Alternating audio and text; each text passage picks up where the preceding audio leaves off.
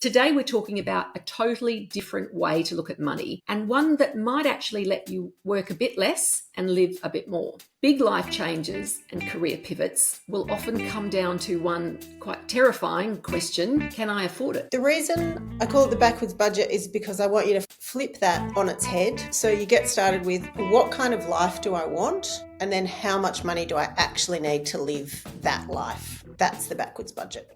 I think that it's a question that's relevant for anyone who's thinking about changing careers. You know, one of the first questions people ask you is, how did you afford to do that? Or, I can't afford to do that. I can't just go and do something else because it would mean I would be losing this much money. There's a really great question that everyone should reflect upon for themselves, and that it's a very personal answer and it will be different for everyone. But often it's the initial response that you feel when you hear the question that is very telling. And the question is, what would you do if you won $70 million in lotto tonight? It's such a powerful model. It's such a powerful way to think. It just shows that there are steps you can actually start taking now. And the first one might just be actually opening a spreadsheet.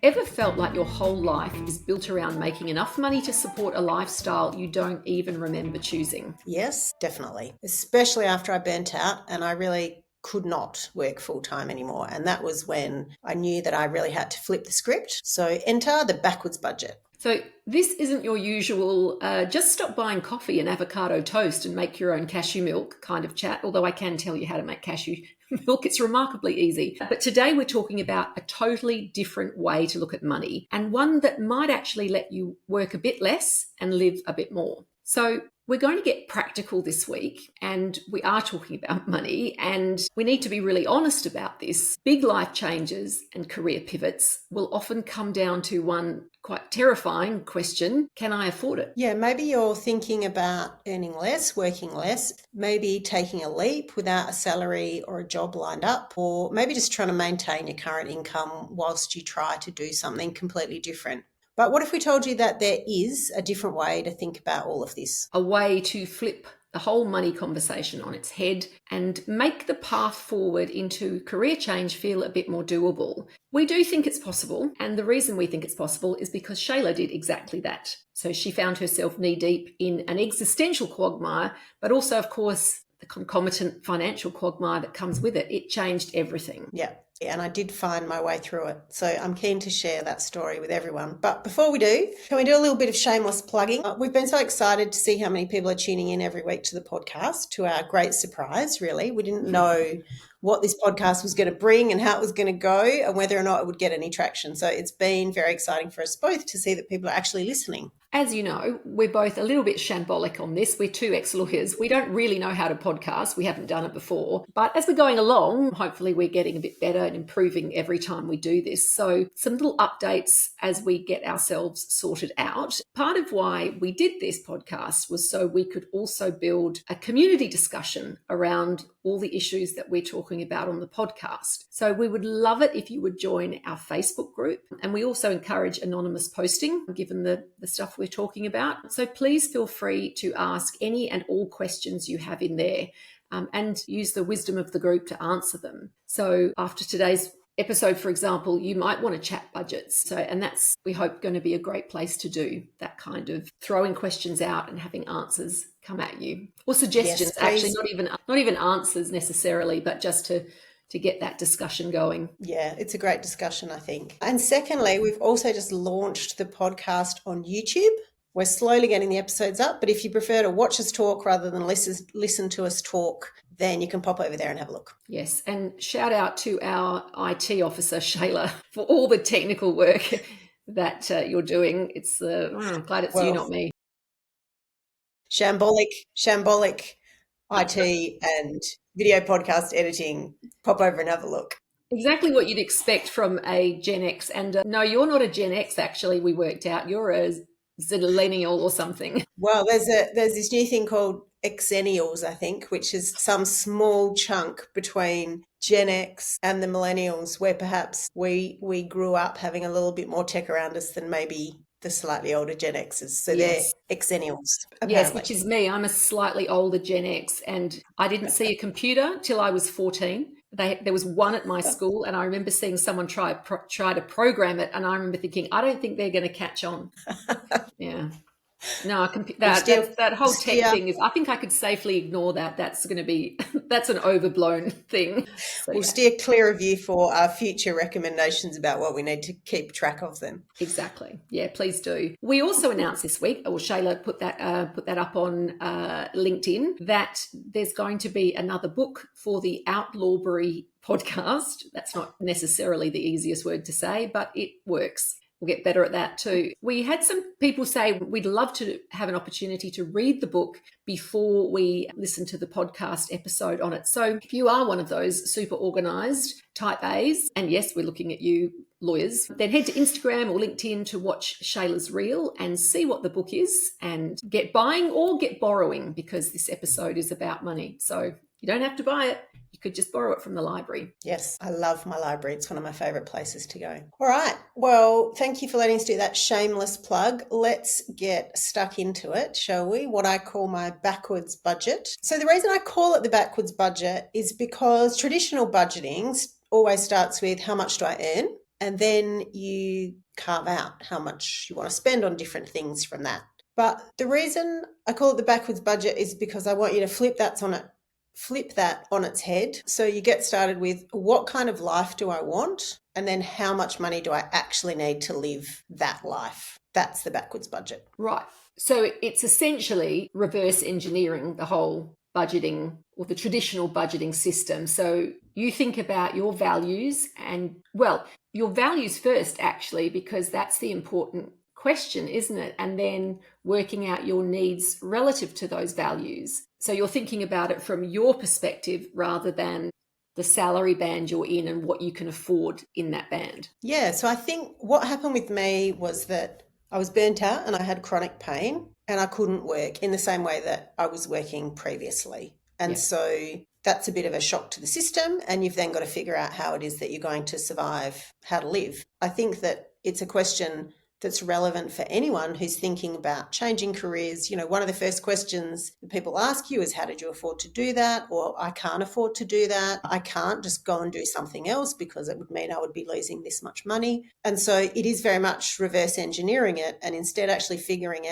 taking a step back and figuring out how much do I actually need to be able to live, and then how it is that you're going to work to earn that much money. And for other people who want to work less, then it also just gives them this base amount where they say, well, it costs me X to get out of bed in the morning, and therefore I can try and find a job that just pays me X. And you also, of course, factor in how much money you'd like to save for the future. We're not just talking about the get out of bed cost in the morning, but also what you want your future to look like as well. But it's very much about getting down and dirty with the actual figures of how much it costs you to live. Yeah. And you also, I know you had said to me too, that when you were doing that exercise, you were very conscious that you like to travel. You still wanted a rich life. This isn't about paring it back to monastic levels. Is that, if that's the right word, if I'm using that word correctly, but you want the occasional fancy cheese. You want the occasional, you want to be able to travel. You want the occasional,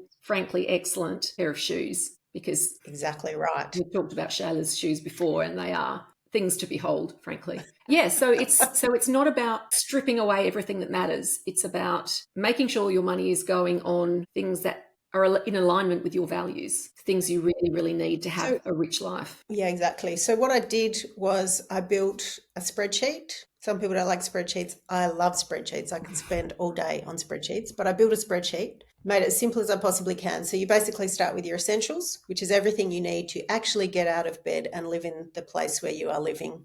So that's going to include all of the very boring costs that we have to pay out. So whatever your housing costs happen to be, your food costs, your health costs, electricity, car, whatever it is that you need to be able to operate in a day, they're really just your essential costs. And then that's the baseline. So that is the absolute minimum that you need to be able to earn. And then the things on top of that are your wants. So, luxuries, and they might not be luxuries, but you get to define it. So for me, yes, it includes buying nice shoes from time to time. It includes traveling from time to time. It includes making sure that I can go out and have coffee with friends. All of those things you decide. You get to completely decide. But of course, what you need to realize is that the more things that you add onto that luxury budget, the more you're going to have to work, the more it's going to cost you every week in order to be able to do that. So it's good to be able to go through the exercise and think about, how much do I want to spend on clothes? How much do I want to spend on shoes? How much do I want to spend going out? How much do I want to spend on travel? It really helps you to focus the mind when you realize that every cent that you're adding on in that wants category is going to mean that you've got to work some more, or that it maybe gives you less flexibility to be able to choose, maybe that you want to move jobs or you want to work less or whatever it is that you want to do. So that's the cost of freedom in some ways. The more that you have of those wants means perhaps the less freedom that you can have, or, the less flexibility that you might be able to have in terms of making decisions about what you might or might not want to do. So all of that then together, and including your savings, is then really your target income. So you don't think about it as, I have to earn X amount of dollars per year because that's, maybe what a professional in this space should earn, because then it's just really that you're working towards this sort of random figure that society has decided, this particular role should be paid. And you then get tied into everything that fits around that role and the responsibilities that come with that role. Whereas if you've turned it around, if you've flipped the script, you get to say, well, actually, I need, for example, $80,000 to have my needs and my wants paid for every single year. And therefore, how am I going to earn $80,000? Now, for some people, that might be a full-time salary. For some people, that might mean that they're able to drop a day a week, or, that they're able to otherwise make some different choices about moving into a career that maybe they get paid less, or, it just allows you some of that flexibility. Yeah. And I guess too, actually really thinking about what those wants that you're not prepared to give up are. And there might be some, when you actually really look at it, that you think, I could halve this without any real compromise in my standard of living, or what, I feel I need to make my life feel good, not just getting by. So, so this is actually quite huge. I mean, well, the first thing I'll say is, with your regards to what you said about spreadsheets, seems to me that people divide into two binary categories: people who love them and people who don't want to deal. I am in the second category, but they do have their uses. I do acknowledge the value of a good spreadsheet. I happen to be married to someone who loves a good spreadsheet, so that's quite handy. So I think I love your backward budget, and I think it's huge for people who might be feeling trapped and who think they can't afford to leave. And look, the reality is maybe they can't, but you won't know until you really look. And if you can't at this point, then maybe it's a tool to help you work out how far away that might be, or, all those sorts of questions. I guess it's just giving you the information. Yeah. And I think, I've heard stories of people, for example, who are living in some of the capital cities in Australia where the housing is exorbitant. I'm looking at you, Sydney, and they've, really sat down and worked out how much it costs them to live there. And they've then decided to make really big life decisions and to move away from that place, to move maybe a little bit regional where they can get more for their money. Because what they've realized is that when you are living at that kind of level, you have to work a lot. It does take away all of your choices. And I think one of the things that will be great to do on the podcast is to try and find some of those people who've made some decisions around moving to different places in order to reduce a whole heap of their costs, because it's very expensive to live in some places and less expensive to live in others. Yeah. So I also think it's a really great tool for transition. So even if you don't want to make massive decisions, it's just good for thinking about what a transition might look like. So whether that's that you want to go part-time, whether or not it's that you want to start maybe a side business or a side gig and you want to give away a day of your work in order to be able to do that, whether you want to leave a job that's draining you and how long you then are able to take off from that job before it is that you need to find another one. There's a whole heap of things that people want to be able to do. And so this is a really great way to help you get some science, really, just get some science and some actual data around the decisions that you want to make. Because I think it's really easy for us to say, I can't afford to do it, it's not possible, but really we haven't dug in to the data as much as we could have. And I love making data-driven decisions. So this for me fits the box perfectly. Yeah, so what you're saying is that going through this exercise, collecting data, could potentially give you some breathing space to choose instead of just going along and reacting. So I know you did this, and this was such an important exercise for you when you were transitioning out of your frankly big career. So what did you learn when you did your own backwards budget? I realised that I needed way less than I thought, way less than I thought. Once I stopped trying to build, a lifestyle built on those shoulds, and, I feel as though the pressure just really came off me. And it meant that I was able to see new possibilities, because when you realize that you need less than you thought that you did, then it just opens up windows that you didn't really know that were possible. For me, that was around time to recover, a time to look after myself a little bit more. And these decisions were foisted upon me. And so I can talk about them now as if they weren't very traumatic, but they were very traumatic. And so I wouldn't recommend that anyone wait until they get to the point where they're forced to stop working. And then you have to make these decisions in circumstances where you're already very high up in the anxiety level. I would suggest that people be able to step back and do that much earlier so that they can decide. For example, if you're already feeling as though you're teetering on the edge of burnout, do this exercise now to try and figure out if there's some space that you can buy yourself in terms of time, in terms of, maybe being able to drop some things off that you're doing. So for me, it was really, really understanding I actually don't need as much as I thought that I did. Yeah, no, that's a great exercise. And as I said, I know it made such a difference to you. This does remind me of a book. I read this many years ago. And in fact, I was going to bring it to show you, but I think I lent it to my son, I think is where it is, who does live this very well from an early age. It's great to see, and it certainly didn't get that idea from me. But so it's a book called Your Money or Your Life by Joe Rodriguez and Vicky Robin, and I think it's quite an old book. I must admit, when I looked up the date of the book online, I realized it was the early 90s, and to me, I'm like, oh, that's not that long ago, but actually, it kind of is now. So.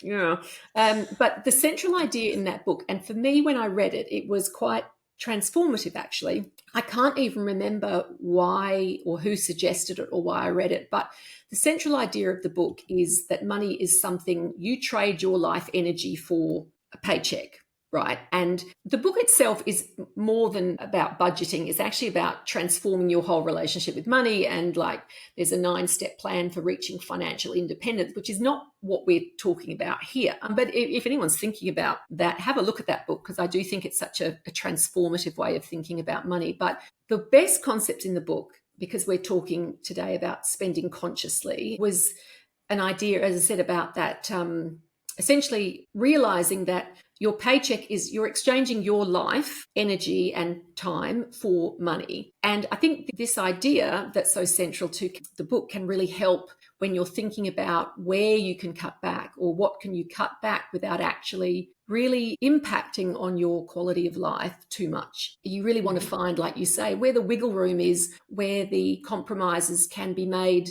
with minimal impact.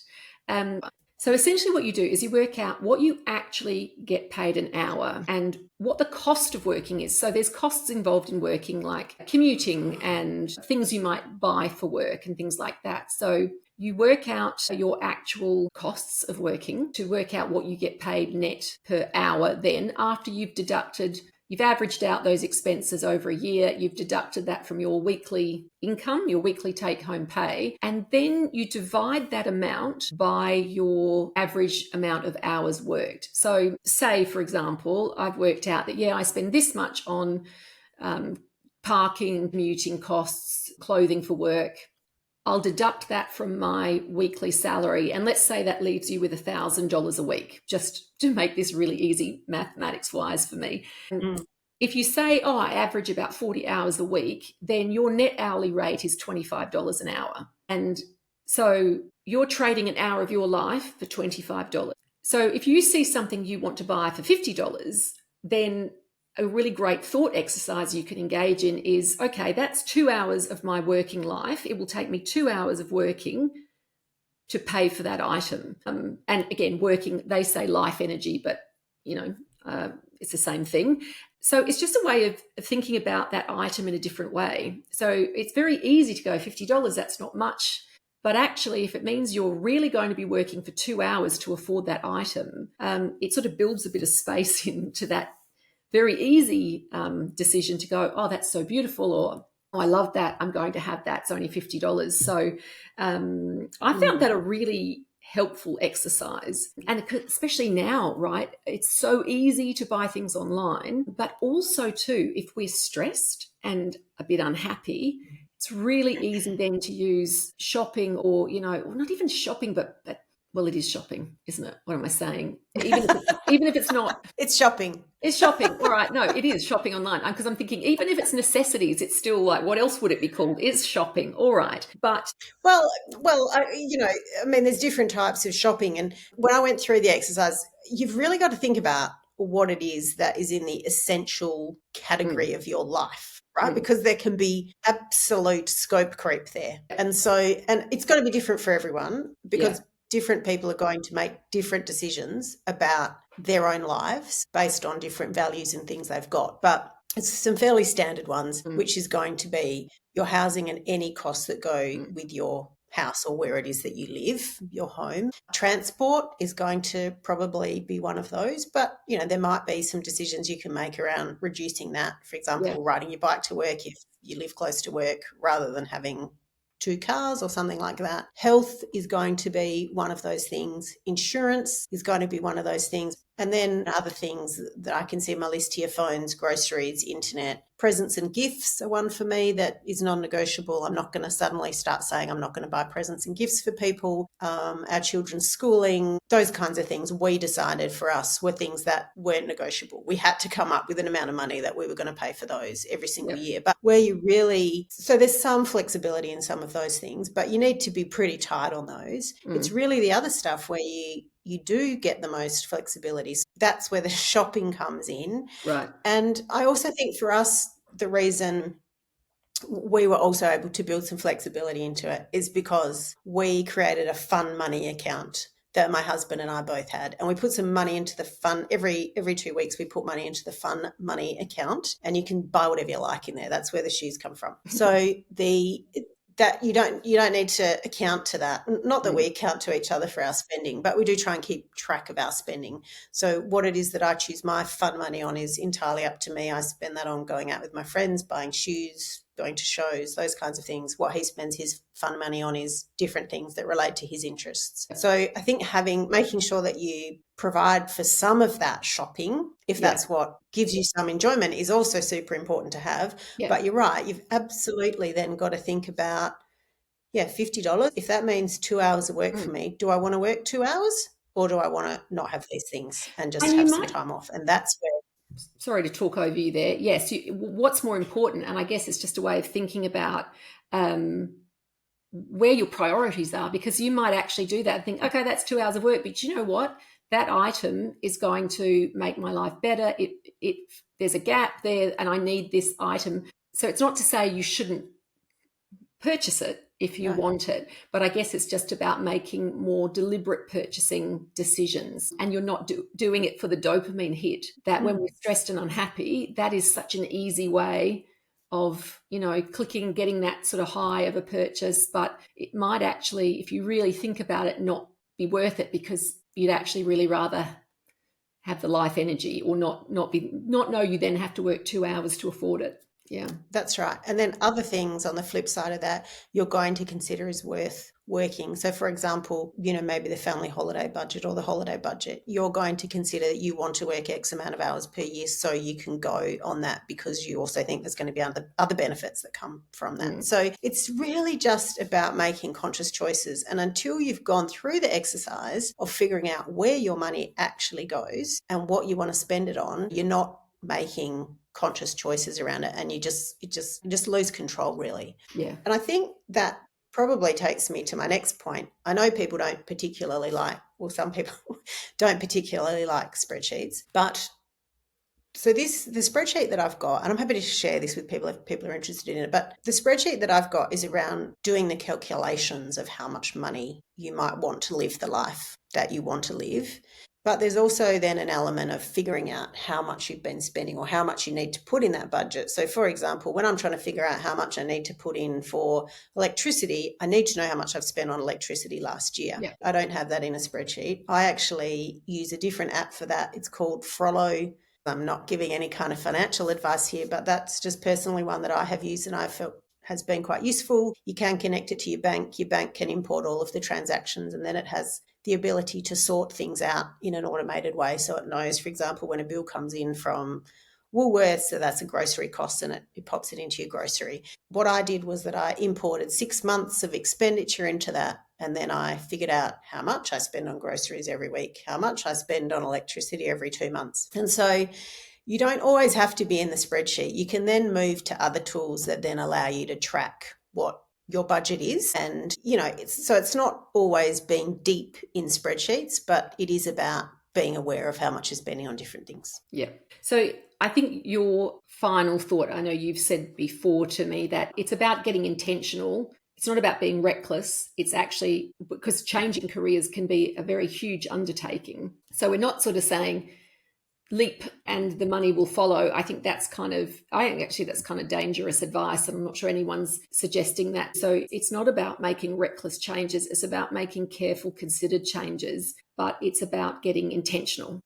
It's about being very clear about what it costs you to live so that you can make decisions after you know that. And yeah, look, of course, we don't suggest that people just suddenly quit their job without having anything to go to if they haven't financially thought about what that's going to look like. But it is very much about what does success look like for me, both personally? So what do I want to achieve on a week-to-week basis? What makes me happy? How much do I want to work? But what are also all of the other things that I want to do in my life that are going to make me happy? And then what does success look like financially to me? Yeah. So that's going to be informed by what you personally think success looks like. So one of the things for me, for example, is I would like to be able to go out with one of my friends, once a week and have coffee and not have to worry about where the money for coffee is coming from. So that to me, I want to make sure that I've got that budgeted in. I want to be able to make sure that I can have a holiday once a year with my family, those kinds of things. And then once you know that, you can build your life around that rather than the other way around where it feels a little bit like you're always sort of chasing some far off goal because you're always trying to be paid more. But what are you trying to be paid more for if actually you've got enough money to cover the costs that you need to cover? There's a really great question that everyone should reflect upon for themselves, and that it's a very personal answer and it will be different for everyone. But often it's the initial response that you feel when you hear the question that is very telling. And the question is, what would you do if you won $70 million in lotto tonight? Yeah. And ideally, a great answer would be, you know what? I don't think anything would change too much. Maybe I'd set up a charitable foundation or something, but ultimately, I like the way things are going. What an incredible luxury if you actually felt that money wouldn't really change what you were doing. It's a good question, isn't it? Yeah, and some people will immediately go, I'd quit my job, be out of there. And that's why I say that first response when you feel that, I think, is very important because it, in my view, tells you what your gut's telling you to do, that you maybe either don't have enough bravery to do, don't think that you can execute from a financial perspective, but it gives you somewhere to start. So if your answer is, I would leave this job and I would start, I don't know, being an artist or being an author, then you can use this budget to figure out how you might be able to execute that thing because you've then given yourself the answer about what it is that you really want. Yeah. Yeah. It's such a powerful model. It's such a powerful way to think. So to people listening, if you're wondering if this is even possible for you, have the conversations with your significant others and to start thinking about how you want your life to look, it is possible. And it's certainly not something, big changes rarely happen overnight, but they can happen and they can happen incrementally.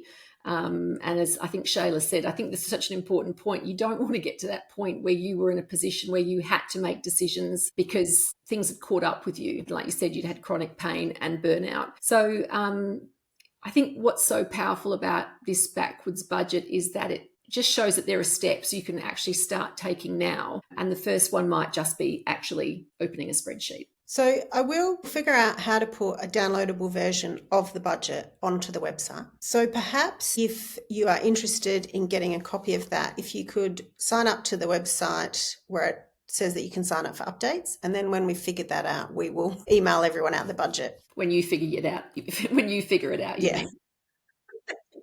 Yes. I'm not going to be able to help you with that one. And if you know someone who might be sort of dreaming of quitting their job every Monday morning, feeling despair and desolation about actually having to turn up every Monday, then maybe send them this episode and then help them to start thinking about maybe there's some wiggle room, maybe there are some options. What might they be? Yeah. And for those of you who are already in our Facebook group, if you've done this, if you've gone through this exercise, if you've got any tips and tricks, it would be great for you to share those for people in the group. And again, if people are thinking about doing this and they've got some questions, please pop them up in the group. Do it anonymously if that's how you feel comfortable, but do ask the questions because I think it's so useful to be able to share this kind of conversation. Thanks, Kate. This has been great. And as always, please subscribe and share and rate us on Spotify and Apple Podcasts if that's something that you feel like doing. It really does help us to bring more rebels and outlaws to find us and to share the same message that if you want to be a rebel and an outlaw, then maybe it is possible. It is. I think it is. Thanks, Shayla, and thanks for sharing your personal experiences. I think that's very powerful stuff. See you, everyone. Thanks, Kate. See ya. Shayla, bye. The information presented in this podcast is not intended as a substitute for professional financial advice. Please always seek the guidance of a qualified financial advisor for personalised advice tailored to your specific situation.